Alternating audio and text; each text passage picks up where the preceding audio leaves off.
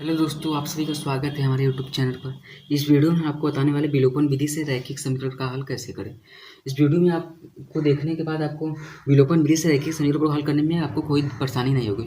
इस वीडियो को देखने के बाद आप किसी भी समीकरण को हल कर सकते हैं आसानी से इस विलोपन विधि से। तो चलिए वीडियो को शुरुआत करते हैं।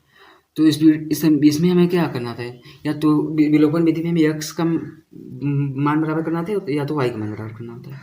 तो चलिए सबसे पहले जो दिया है हम इसको लिख लेते हैं। तो हमारा पहला समीकरण क्या है, 3x + 4y = 10। ये हमारा पहला समीकरण है, तो इसको हम नाम देंगे समीकरण 1। और यहाँ पर देखिए x + y = 1 है, ये हमारा समीकरण 2 है, तो इसको हम नाम देंगे समीकरण 2। तो फिर क्या हो जाएगा हमारा समीकरण 1 व समीकरण 2 से यहाँ पर समीकरण 1 और 2 को सबसे पहले हम लिख लेते हैं।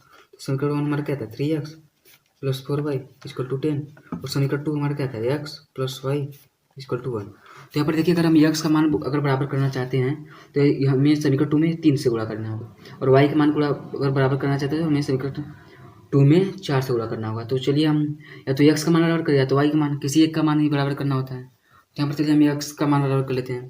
तो यहाँ पर लिखेंगे हम, ये हमारा समीकरण 1 है, इसको 1 देंगे, और ये हमारा 2 था तो 2 लिख देंगे। यहाँ पर अब हम लिखेंगे समीकरण 2 में 3 से गुणा करने पर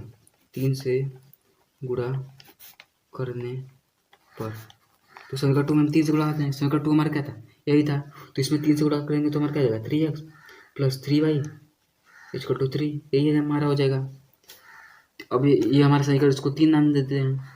अब यहाँ पर हम क्या करेंगे, हम समीकरण 1 व समीकरण 3 को यहाँ पर हम घटाएंगे। तो यहाँ पर लिखेंगे हम समीकरण 1 व समीकरण 3 को घटाने पर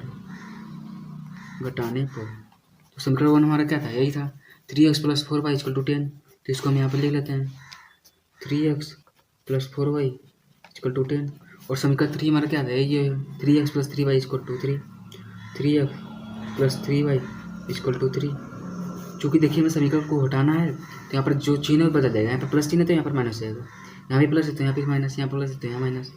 अब देखिए हमारे प्लस का 3x और माइनस का 3x क्या हो जाएगा, हमारा प्लस का 3x और माइनस का 3x क्या हो जाएगा, हमारा 0 हो जाएगा। तो यहाँ पर 0 हो जाएगा, तो इसको काट देते हैं, या 0 लिखे आया तो आप इसको काट दें, एक ही मतलब हो जाएगा। यहाँ पर देखिए प्लस का 4y और माइनस का 3y, 4y में से अगर माइनस का 3y घटाएंगे क्या आ जाएगा, हमारा y बस बचेगा।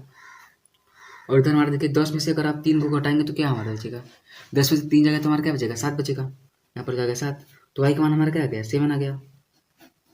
अब इस y का मान आप समीकरण 1 या फिर समीकरण 2 में रखकर आसानी से x का मान निकाल सकते हैं। तो यहाँ पर लिखेंगे हम, अब y का मान समीकरण, या तो आप समीकरण 1 में रखिए या तो समीकरण 2 में रखिए, आपको आसानी से x का मान निकल जाएगा। तो यहाँ पर समीकरण 2 में रखते हैं हम, y का मान समीकरण 2 में रखने पर, यहाँ पर हम y का मान समीकरण 2 में रख रहे हैं। तो समीकरण 2 हमारा क्या है, समीकरण 2 हमारा क्या है, यही है, x + y = 1, यही हमारा समीकरण 2 है। तो यहाँ पर समीकरण 2 सबसे पहले हम इसको लिख लेते हैं, समीकरण 2 को हम सबसे पहले लिख लेते हैं। समीकरण 2 को सबसे पहले हम लिखते हैं, समीकरण 2 हमारा क्या था, x + y = 1 था, यही है हमारा समीकरण 2। तो हमें y का मान क्या रखना है, 7 रखना है। तो जहाँ जहाँ y है आप वहाँ पर 7 रखेंगे। तो चलिए रखते हैं, यहाँ पर क्या है, x + y का मान में क्या रखना है, 7। तो 7 हो जाएगा, और इधर हमारा 1 हो जाएगा। तो यहाँ पर देखिए x का मान हमें क्या जाएगा, x इधर 1 है, 1 रहेगा, और इधर देखिए प्लस का 7 है, तो इधर जाके क्या हो जाएगा हमारा, माइनस का 7, इधर क्या हो जाएगा, माइनस का 7। तो x बराबर हमारा क्या आ गया, 1 में से माइनस का 7 करेंगे तो हमारा क्या आ जाएगा, माइनस का 6। तो x का मान आ गया माइनस का 6, ये आ गया हमारा मान। यदि आप इसको चेक करना चाहें कि हमारे x और y का मान सही आया है कि नहीं, तो आप चेक भी कर सकते हैं। तो चलिए हम चेक करते हैं। यहाँ पर लेते हैं समीकरण 2, समीकरण 2 हमारा क्या था, यही था, x + y = 1।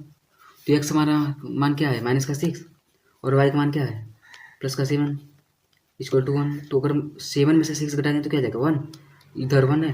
तो देखिए हमारे LHS = RHS आ गया। तो इससे पता चल जाएगा कि हमारा x और y का मान बिल्कुल सही है। यदि ये दोनों बराबर नहीं आता है तो आपका मान गलत है। देखिए हमारे दोनों बराबर आ गया, तो बिल्कुल मान सही है हमारा। ऐसे ही आप समीकरण 1 में को भी चेक कर सकते हैं। तो चलिए समीकरण 1 को भी हम चेक करते हैं। समीकरण 1 हमारा क्या है, यहाँ पर देखिए क्या है हमारा समीकरण 1, 3x plus 4y equal to 10, यही हमारा समीकरण है। तो इसको भी चेक करते हैं, चलिए।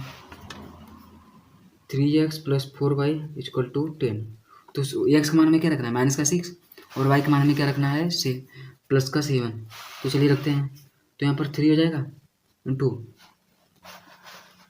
और यहाँ पर थ्री का गुणा अगर x का जगह -6 रखना है, प्लस 4 इंटू 7 हो जाएगा इक्वल टू 10। पर के माइनस 6 का 18 हो जाएगा, माइनस का चिन्ह माइनस का 18 प्लस 7 चौका 28 हो जाएगा हमारा, बराबर 10। अब इसके प्लस का 28 हो, इधर माइनस का 18 घटाना है, तो हमारा 10 आ जाएगा, इधर भी 10। देखिए हमारा LHS बराबर क्या आ गया, RHS। तो हमारे x और y का मान बिल्कुल सही है। यदि ये दोनों बराबर नहीं आता तो आपका मान गलत है। इस प्रकार आप चेक भी कर सकते हैं हमारे x और y का मान सही आया है कि नहीं।